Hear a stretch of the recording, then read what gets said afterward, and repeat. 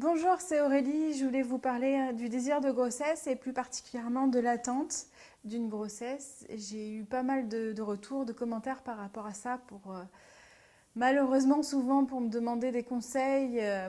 C'est très difficile de vous donner des conseils et c'est pas dans mes capacités de le faire parce que chaque cas est différent. Mais c'est vrai qu'il y a de plus en plus de couples qui ont des difficultés à concevoir un bébé. On parle de difficultés quand on dépasse une année d'essai infructueux.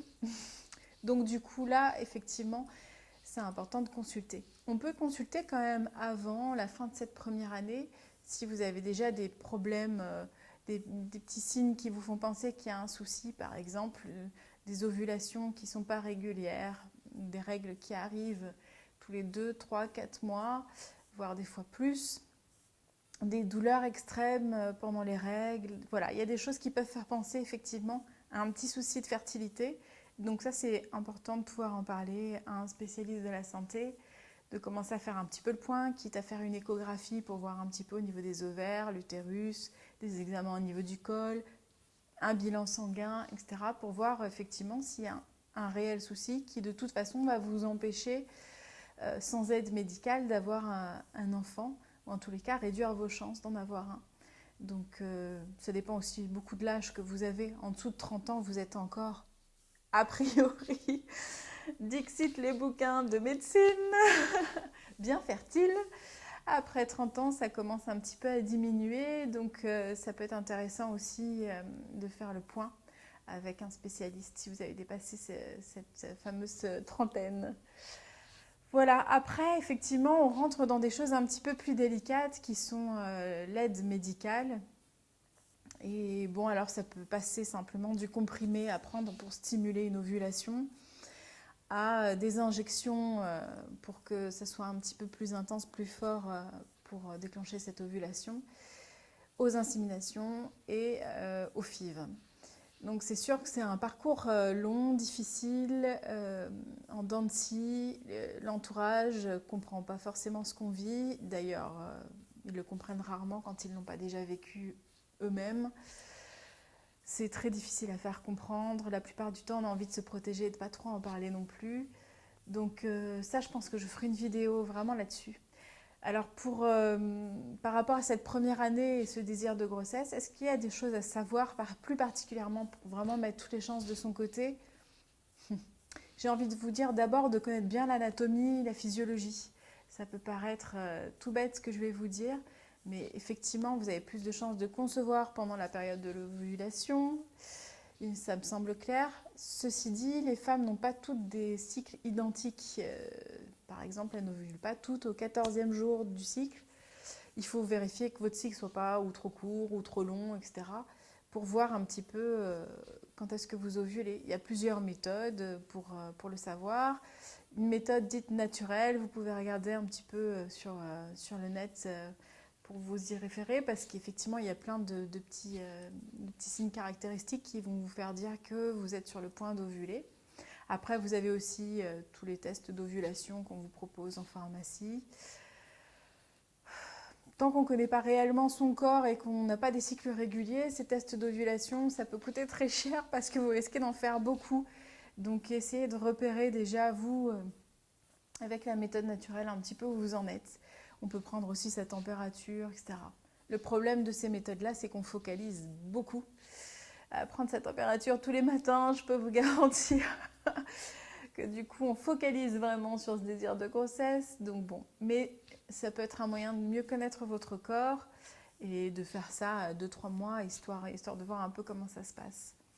Donc l'anatomie, la physiologie, connaître un petit peu déjà son corps. Il y a certaines femmes qui ont peut-être un petit peu de mal encore à repérer effectivement les signaux de l'ovulation, donc bien repérer ça. Alors, j'entends de tout, de tout, de tout, lever les jambes, de ne pas bouger, etc. Après le rapport, pour que les spermatozoïdes puissent vraiment faire leur ascension dans l'utérus. Est-ce que ça fonctionne réellement? J'ai envie de vous dire, vous pouvez toujours essayer. Mais quand vous aurez passé plusieurs fois des minutes avec les jambes en l'air Peut-être que vous vous en lasserez aussi. C'est pas forcément une méthode super efficace. L'idée, c'est peut-être effectivement de rester un petit peu simplement allongé quelques minutes après le rapport. Parce que vous savez très bien que dès que vous vous levez, vous devez le sentir, hein, le sperme a tendance à couler, à descendre. Mais normalement, ça ne devrait pas poser de problème. Il n'y a pas de remède miracle. Il n'y a pas de remède miracle pour tomber enceinte plus vite, mieux, etc. Parfois, on peut y gagner en perdant un petit peu de poids, en faisant attention à son corps, en faisant attention à être bien dans sa tête aussi, de se focaliser plutôt sur son épanouissement personnel et pas forcément sur le désir de grossesse. Donc d'essayer de se faire du bien, voilà. Toutes les hormones de l'amour, l'ocytocine, etc. Ça va vous aider. Ça va vous aider, ça va aider votre corps. L'alimentation aussi, c'est très très important. Perdre du poids, certes, mais pas avec un régime draconien. Perdre du poids simplement parce qu'on mange bien en fait. On mange mieux, on mange équilibré. On évite tous les ingrédients qui peuvent être néfastes pour le corps. Évitez de manger trop de féculents, de sucreries, etc. Bon, tout ça, vous le savez, vous avez déjà certainement entendu plein d'infos sur le sujet, mais c'est quand même important. Mais voilà, je suis désolée, je ne peux pas vous donner de recettes miracles et je ne crois pas qu'il en existe. Après, il y a plein de thérapies différentes, acupuncture, ostéopathe, plein.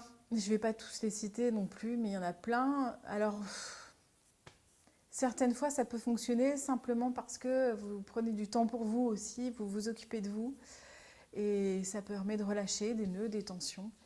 Mais après, c'est pareil, il n'y a pas une technique qui est la solution pour tomber enceinte. Non, il n'y en a pas. C'est très personnel aussi, très individuel. Il va falloir que vous trouviez comment être bien en harmonie dans votre corps, dans votre tête, dans votre cœur, pour pouvoir accueillir le plus possible, pouvoir accueillir dans votre corps ce bébé, cette future grossesse. Voilà, je sais bien que vous êtes en attente et que vous aimeriez tellement trouver une solution rapide.